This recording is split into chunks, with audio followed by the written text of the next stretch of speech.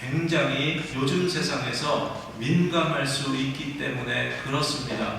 그렇기 때문에 때로는 그렇다 할지라도 정말 스스럼 없이 관계를 잘 갖추어서 이 사람이 내가 이야기하는 것을 다 들을 만한, 그 사람이 이야기하는 것도 내가 들을 만한 우리의 자녀라든지 또 가까운 이웃이라든지 친척이라든지 그럴 만한 사람들이 있다면 우리가 그 이야기를 하게 되었을 때 그것으로 인해서 유익함을 얻는 일들도 얼마든지 있을 수는 있다라는 생각을 갖습니다.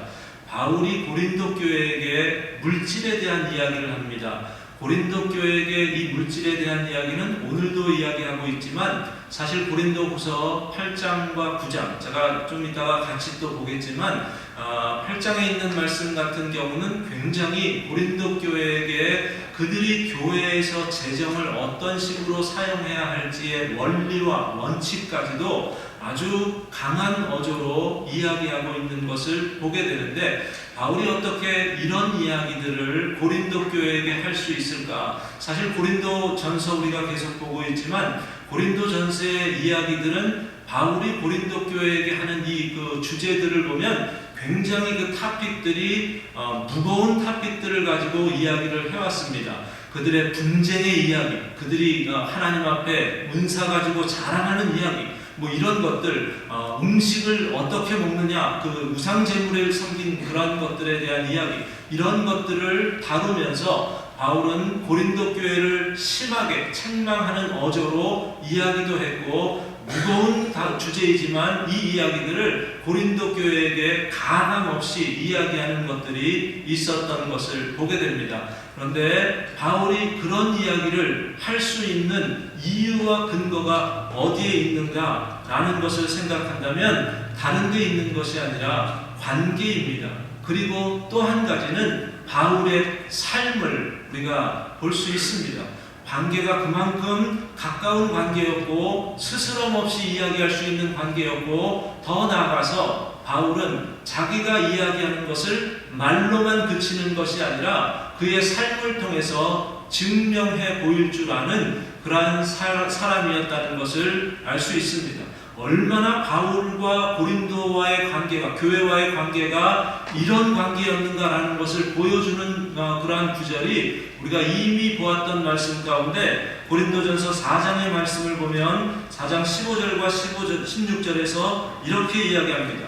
그리스도 안에서 1만 스승이 있으되 아버지는 많지 아니하니 그리스도 예수 안에서 내가 복음으로써 너희를 낳았습니다. 그러므로 내가 너희에게 권하노니 너희는 나를 본받는 자가 되라.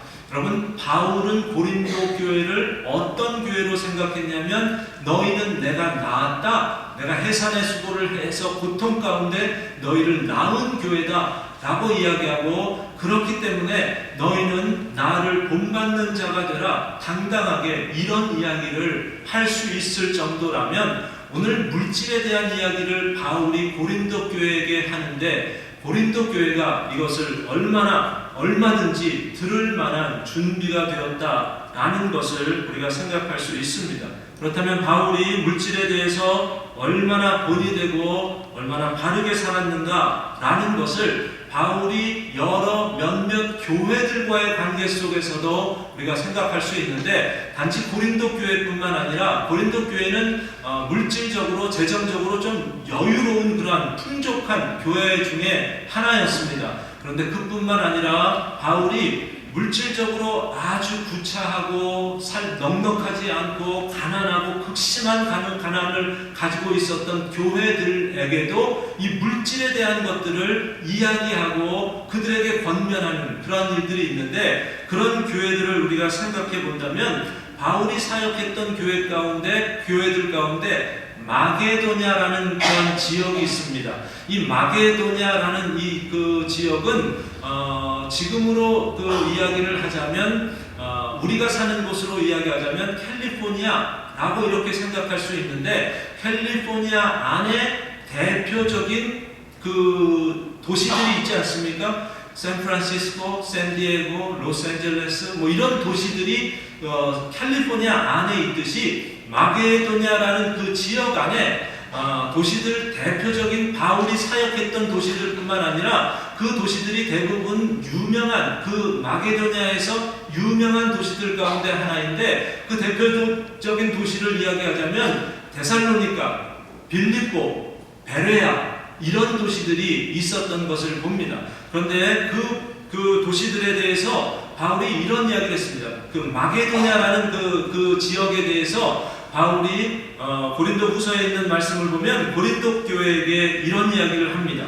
형제들아, 하나님께서 마게도냐 교회들에게 주신 은혜를 우리가 너희에게 알리노니 환난의 많은 시련 가운데서 그들의 넘치는 기쁨과 극심한 가난이 그들의 풍성한 연고를 넘치도록 하게 하였느니라.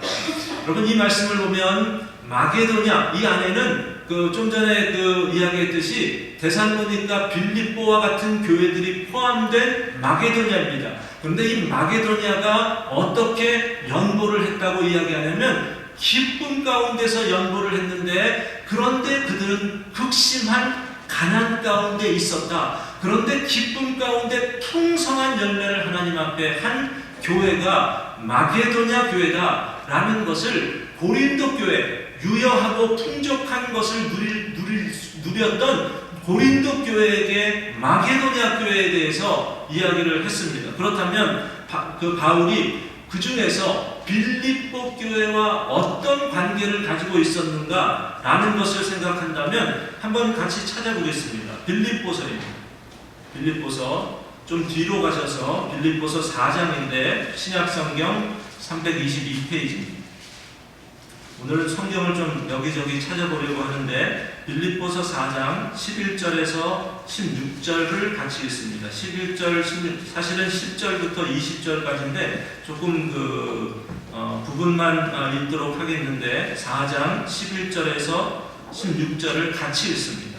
내가 궁핍함으로 말하는 것이 아니니라. 어떠한 형편에든지 나는 자족하기를 배웠노니 나는 비천에 처할 줄도 알고 풍부에 처할 줄도 아나 모든 일 곧 배부름과 배고픔과 풍부와 궁핍에도 처할 줄 아는 일체의 비결을 배웠노라. 내게 능력 주시는 자 안에서 내가 모든 것을 할 수 있느니라.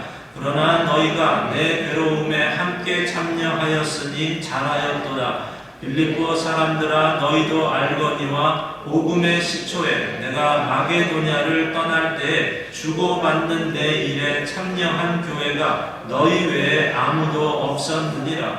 데살로니가에 있을 때에도 너희가 한 번뿐 아니라 두 번이나 나의 쓸 것을 보내었도다. 바울에게 쓸 것을 보냈고 바울이 사역을 하는데 도움을 주었던 교회 가운데 빌립보 교회가 있습니다.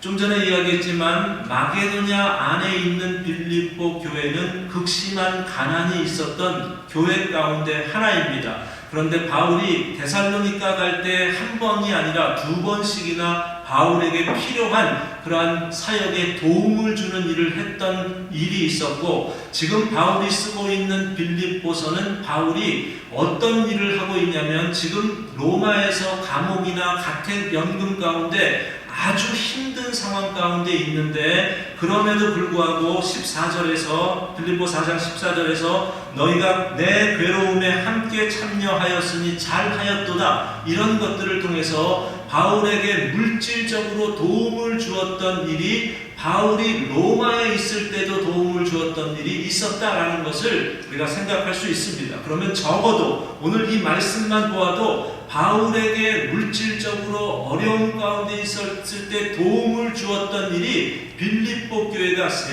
적어도 세 번은 있었던 것을 봅니다. 그러면 바울은 받는 자의 입장이고 빌립보 교회는 주는 자의 입장입니다. 그러면 바울이 편지를 쓰면서 어떤 내용을 써야 마땅하다고 생각하냐면, 야, 너희들 이런 일들을 너희가 했으니 너무 고맙다, 감사하다, 고맙고 감사하다, 이런 표현을 바울이 썼으면 좋을 것 같은데 바울은 그런 이야기를 하지를 않습니다.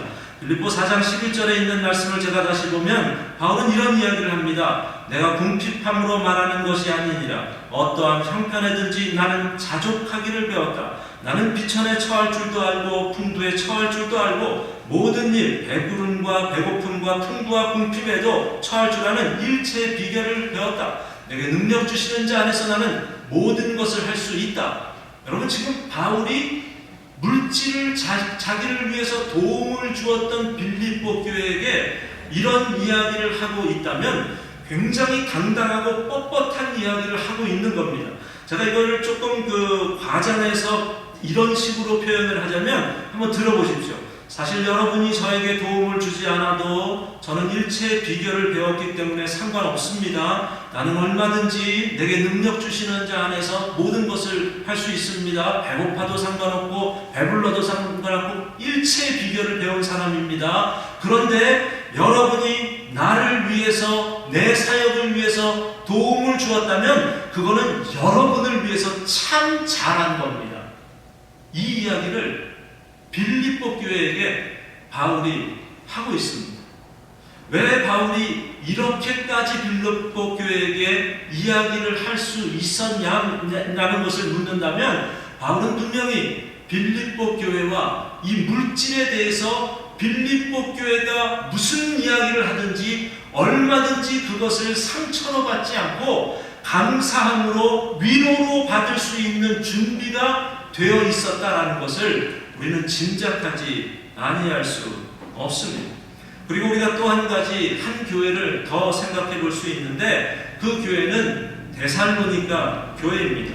데살로니가 교회도 역시 마게도니아 교회 안에 있었던 빌립보 교회와 그 같은 공간에 있었던 그러한 도시 가운데 하나입니다. 그런데 빌립보 교회보다 마게도니아 교회가 바울이 사역했던 전체의 교회들을 다 통한다 할더라도 아마 바울의 사역에 가장 힘들었던 교회 가운데 하나가, 물질적으로, 경제적으로 힘들었던 교회 가운데 하나가 데살로니가 교회였다고 생각합니다. 왜냐하면 우리가 아까 빌립보서 4장 16절에서도 보았지만 데살로니가에 있을 때 너희가 한 번뿐 아니라 두 번씩이나 나의 쓸 것을 주었다 라고 이야기를 한다면 빌립보 교회도 자기들도 극심한 가난이 있는데 바울이 데살로니가에 가서 거기서 사역을 하는데 힘들까봐 두 번씩이나 그 바울의 사역에 협력을 하는 일을 했다면 데살로니가 교회는 굉장히 경제적으로 힘들었을 것이 분명합니다. 실제로 바울이 데살로니가 전서 2장 9절에서 이런 이야기를 합니다. 형제들아, 우리의 수고와 애쓴 것을 너희가 기억하리니 너희 아무에게도 폐를 끼치지 아니하려고 밤낮으로 일하면서 너희에게 하나님의 복음을 전하였노라. 데살로니가 교회에 있을 때 그 사역을 감당할 때 바울은 아무에게도, 한 사람에게도 물질 때문에 폐를 끼치지 않게 하기 위해서 밤낮으로 일을 하면서 이 사역을 감당했었다라고 그렇게 이야기합니다. 그만큼 그 데살로니가 교회는 극심한 가난 가운데 있었던 것이 분명합니다. 그런데 바울은 그렇다면 빌립보 교회와 데살로니가 교회 같은 이런 교회들에게는 물질에 대해서는 무슨 이야기를 하기가 참 힘들었겠다라고 생각이 들지 않습니까?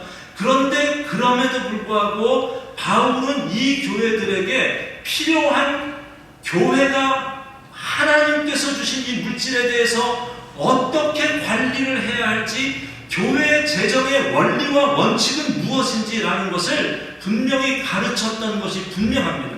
같이 한번 찾아보겠습니다. 로마서입니다. 로마서 15장입니다.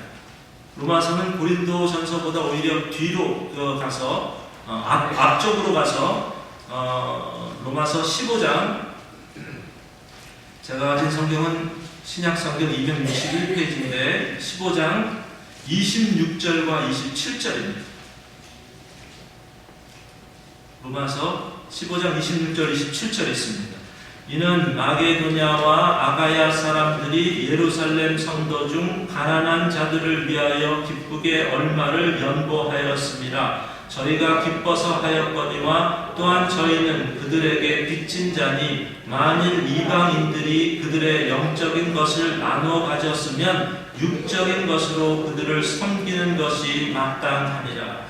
여러분, 이 구절을 보면 감동이 있지 않습니까? 마게도냐와 아가야 사람들이 이런 일을 했다고 하는데, 특별히 마게도냐, 빌립보와 데살로니가를 포함한 이 마게도냐 지역에 있던 사람들이 무슨 원칙을 가지고 사역을 하고 있냐면, 예루살렘 교회, 자기보다 더 어떤 경제적으로 힘들었던 예루살렘 교회 가난한 자들을 위해서 연보를 해서 그곳의 사역에 보충하는 일을 했는데, 그런데 그 일을 할 때 무슨 원리와 원칙을 가지고 이들이 이 사역을 했냐면, 예루살렘 교회로부터 영적으로 이방인들 교회들이 많은 도움을 받았는데, 너희가 빚진 마음을 가지고 너희들에게 있는 육적으로 유효한 것들, 풍족한 것들, 풍족하지도 않습니다. 심히 가난함에도 불구하고 그 가운데서도 너희에게 유효하다고 생각하는 것들을 가지고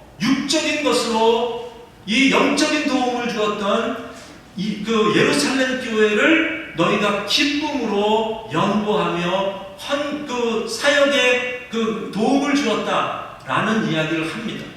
바울의 사역에, 바울의 재정에 관한 그 사역에 굉장히 중요한 이야기를 이들이 하고 있는 것을 보는데, 마게도냐 사람들, 아가야 사람들, 아가야의 대표적인 도시는 갈라디아 교회, 이런 교회들이 그런 사역들을 감당하고 있는 것을 본다면, 여러분, 이게 그냥 그들이 어느 순간에 야, 우리는 이렇게 경제를, 그 교회 재정을 운영해야 돼 라고 생각해서 한 것이 아닙니다. 이것은 분명히 바울이 그들에게 훈련하고 가르침을 통해서 바울의 생각과 하나님께서 주신 이 말씀에 근거해서 이것이 합당하다라고 생각해서 이렇게 그들이 원칙을 가지고 사용했던 것이 분명합니다. 그것을 어떻게 할 수 있습니까? 어떻게 할 수 있냐면, 바울은 똑같은 이야기를 고린도 교회에게 했기 때문에 그렇습니다. 한번 찾아보겠습니다. 고린도 후서입니다. 고린도 후서 8장입니다. 고린도후서 8장은 저희 교회가 선교할 때 선교의 중심 구절과 같은 그러한 원칙을, 이 원칙을 가지고 했으면 좋겠다라고 생각해서 가지고 있는 그 구절이 고린도후서 8장에 있습니다. 8장 14절입니다. 13절부터 있습니다. 13절, 14절입니다. 이는 다른 사람들은 평안하게 하고 너희는 곤고하게 하려는 것이 아니요 균등하게 하려 함이니, 이제 너희의 넉넉한 것으로 그들의 부족한 것을 보충함은 후에 그들의 넉넉한 것으로 너희의 부족한 것을 보충하여 균등하게 하려 함이라. 분명히 바울이 로마서 15장에서 아가야 교회, 마게도냐 교회가 이런 원칙 가운데서 예루살렘 교회를 섬겼다라는 것을 이야기한 것과 똑같은 원칙이 바울이 고린도 교회에게 지금 이야기하고 있는 고린도후서 8장에서 이야기하는 원리와 같은 것을 보지 않습니까? 너희한테 물질이 풍부하지 않느냐? 그 물질을 가지고 너희는 부족한 자들에게 채워주고 보충하는 일을 해야 된다. 그러면 그것으로 끝나지 않는다. 반드시 너희에게도 부족한 것이 있는데 그들의 여유로움을 가지고 너희가 보충을 받게 되는 그런 일들이 있을 것이다. 그래서 너희나 그들이나 함께 서로 평균되게, 옛날 성경에서는 평균이라고 이야기합니다. 평균되게 균등하게 하는 역사가 이 물질 사역에서 반드시 있어야 한다라는 것을 바울이 고린도 교회에게 이야기를 하는 것을 봅니다. 이 원리를 바울은 물질이 풍부한 고린도 교회라고 이야기하지 못한 것도 아니고 분명히 이야기했고, 그리고 바울이 물질이 정말 힘들어서 나누기조차 힘든 가운데 있는 마게도냐라 할지라도 바울은 그들에게 물질의 원리, 물질을 사용하는 기본 원리와 원칙이 이것이다라는 것을 가르치고 교훈한 내용이 분명히 있는 것을 봅니다. 바울은 그렇게 본인도 살았기 때문에, 그리고 그들과의 관계가 분명히 서로 이 물질을 아무리 이야기한다 할지라도 그것을 받을 만한 준비가 된 교회들이기 때문에 이와 같은 일들을 한 것을 보게 되는데, 오늘 말씀을 보십시오. 오늘 말씀을 보시면 바울이 또 한 가지 중요한 이 물질을 사용하는 것의 원리를 이야기하고 있는 것을 봅니다. 2절을 보시면 매주 첫날에 너희 각 사람이 수입에 따라 모아두어서 내가 갈 때에 연보를 하지 않게 하라.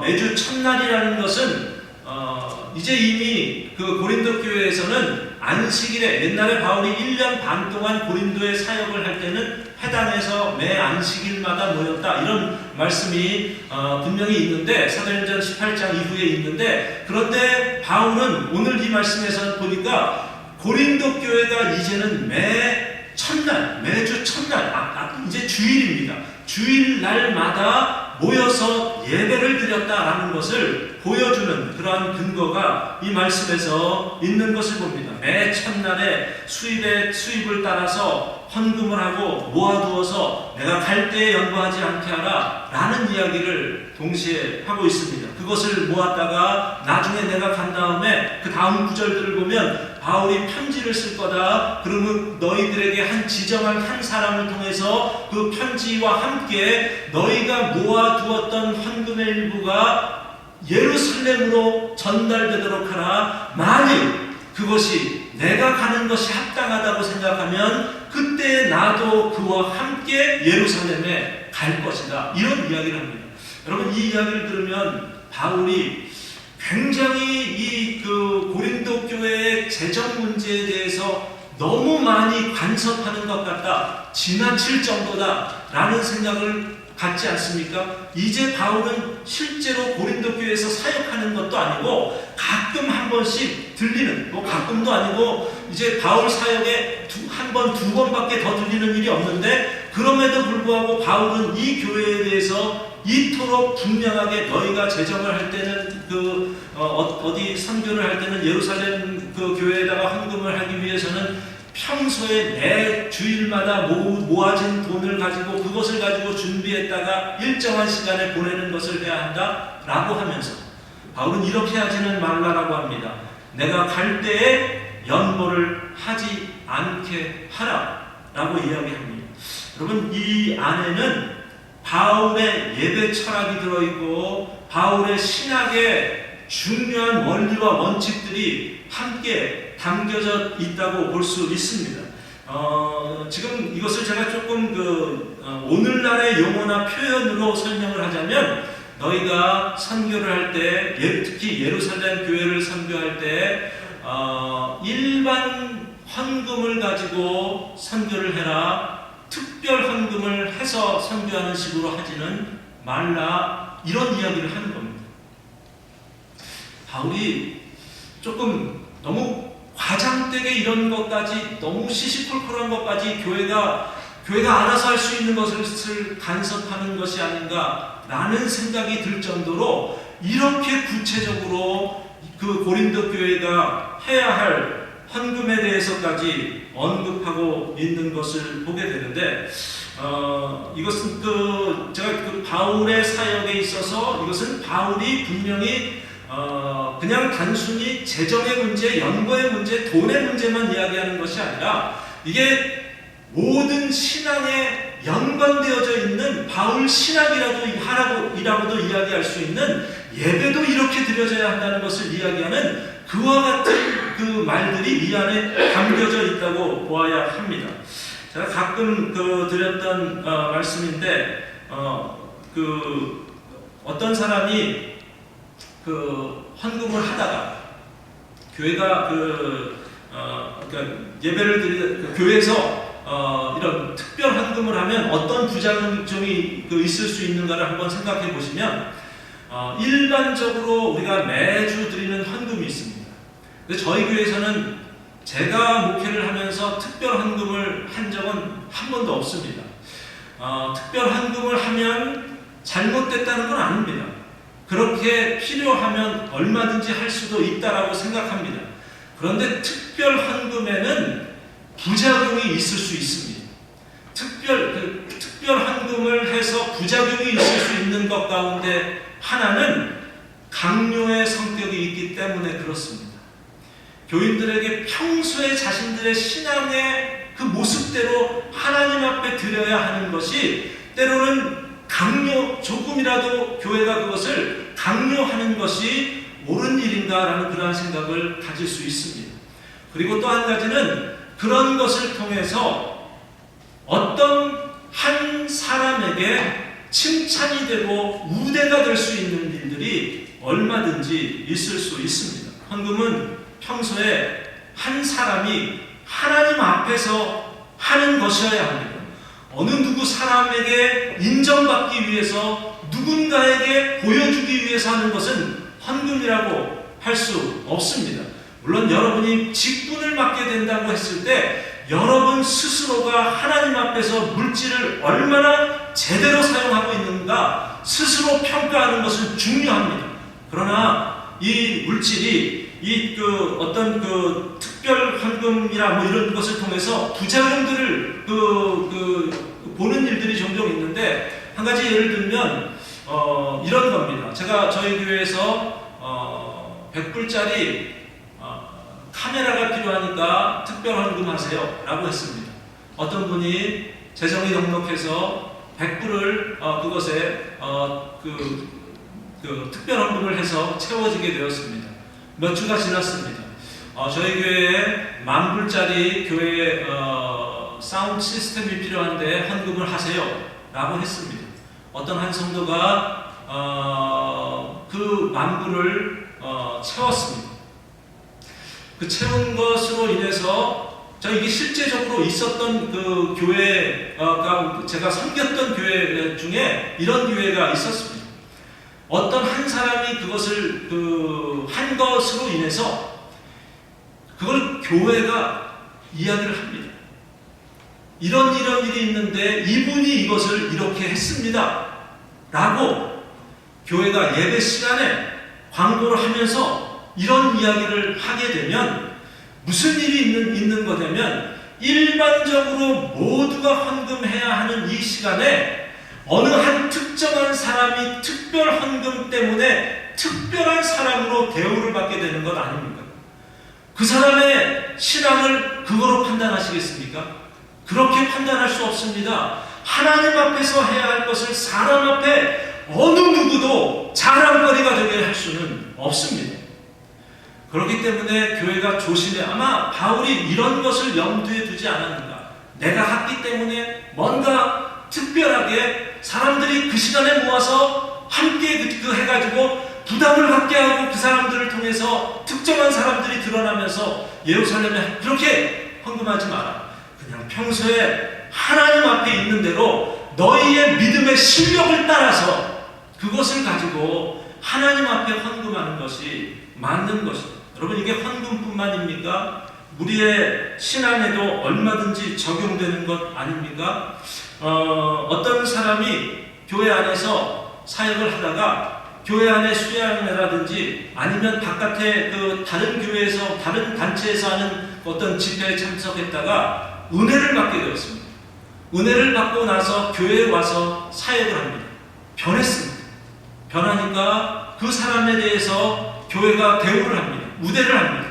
그리고 그분은 그것을 통해서 자기 교만에 빠집니다.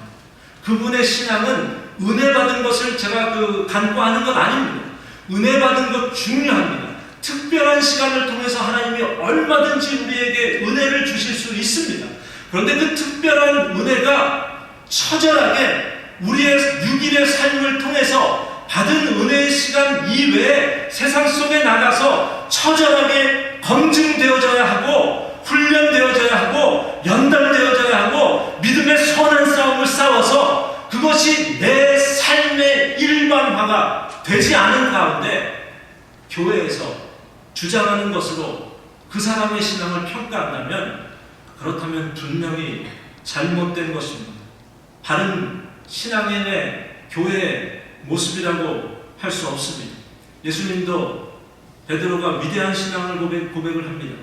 주는 그리스도시요 살아계신 하나님의 아들입니다 라고 고백을 합니다. 그런데 베드로를 예수님이 특별히 우대하지를 않으십니다. 예수님께서 베드로에게 뭐라고 말씀하십니까? 바요나 시몬아, 내가 참 복이 있는 자다. 이것은 내 혈육이 알게 한 것이 아니라 하늘에 계신 내 아버지께서 알게 하신 것이니 얼마나 복된 것이냐 라고 이야기합니다. 우대한 건 아닙니다. 우대하지 않았다는 것을 보여주는 증거가 그 다음에 나오지 않습니까? 예수님이 십자가의 죽음과 고난에 대해서 이야기합니다. 베드로가 우쭐해서 예수님께 말합니다. 주님, 그런 일이 절대로 있을 수 없습니다. 내가 그런 일을 용납하지 않을 겁니다. 이런 식으로 대답을 할 때 예수님이 베드로에게 뭐라고 말씀하십니까? 사탄아, 내 뒤로 물러가라. 너는 나를 넘어지게 하는 자다 라고 주님께서 반응하신 것을 봅니다. 베드로의 신앙의 고백은 위대한 고백이었습니다. 그런데 그가 삶을 통해서 뼈저린 실패와 좌절과 낙심을 통해서 계속해서 연단받아서 그의 고백에 걸맞는 그러한 신앙의 성숙이 이루어질 때 우리는 비로소 베드로의 신앙을 논할 수 있다는 사실입니다. 여러분의 일반적인 그러한 신앙이 있습니다. 일반화되어 있는 이 신앙이 여러분의 신앙의 현 주설입니다.